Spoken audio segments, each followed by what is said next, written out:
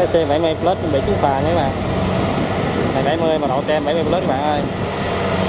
Mới mua bên cam 270 nha các bạn. Đi máy kéo nè.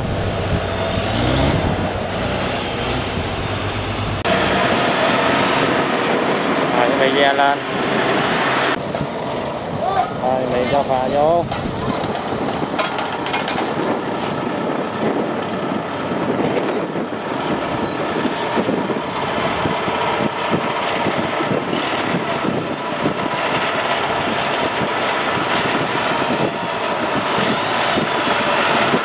Tài xế mới không.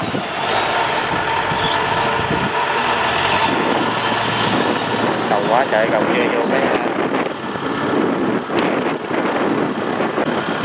cái trụ máy này. Mới mua vụ này đầu tiên thấy đâu mua luôn nha. Máy này mua gì vậy được tha cho 200 công, hơn 200 công rồi các bạn. Đang gáp cái cầu vô.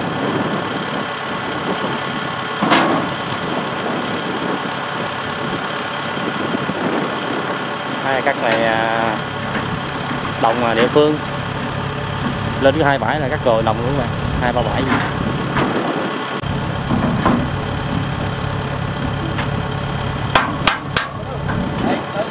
Kéo rồi.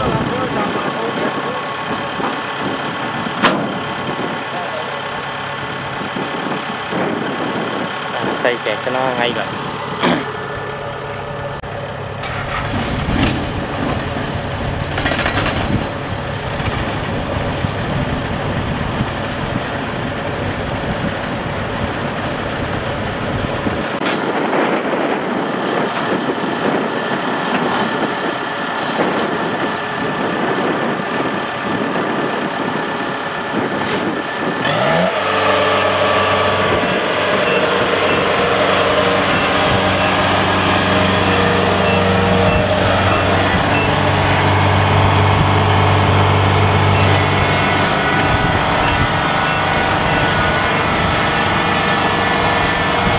Ê, buông trời.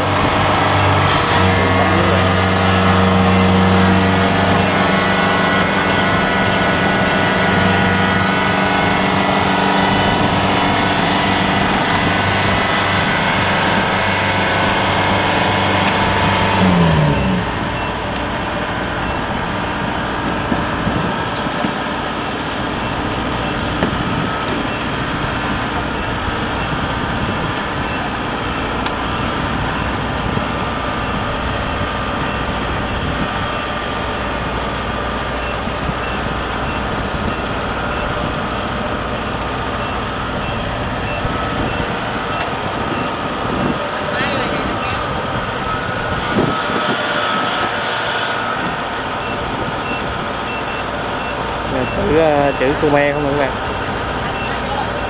chữ Campuchia.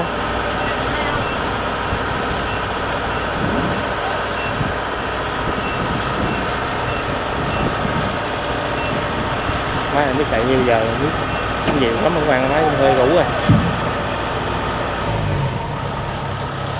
Rồi chuẩn bị xuống máy kéo của máy.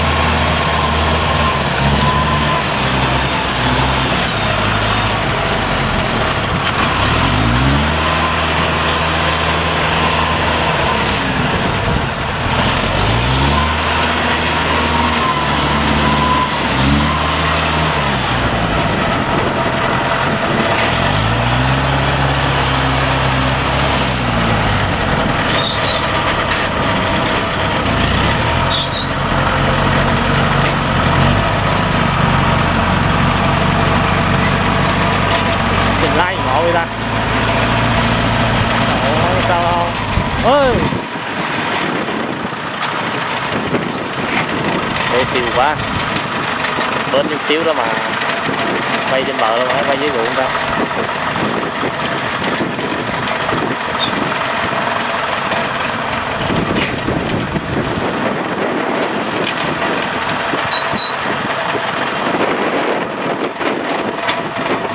Bánh lên lên luôn.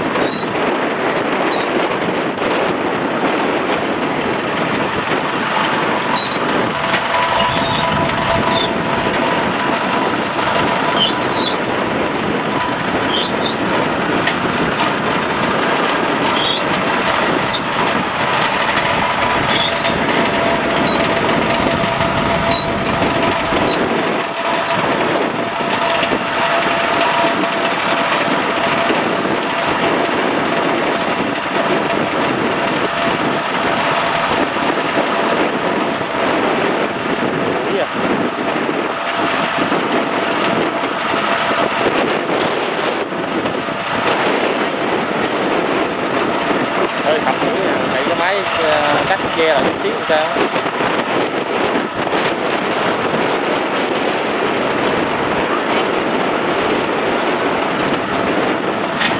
Ơi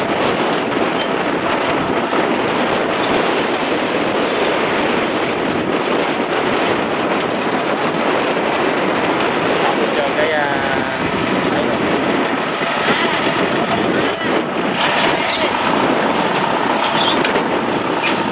Đổi tài lại máy chạy em yêu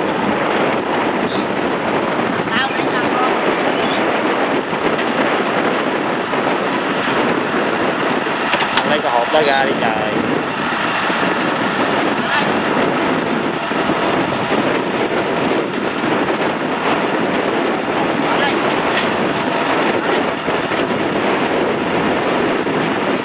Tại cái máy cắt nó ở không chạy lại phía sau xíu là cũng vừa luôn, để lại thăm buổi xíu.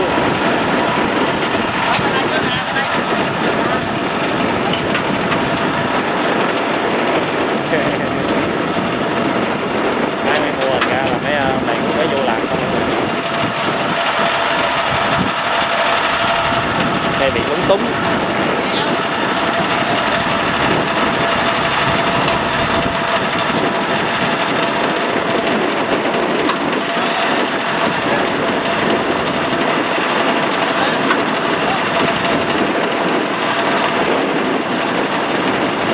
Tất cả mình bắt chơi luôn.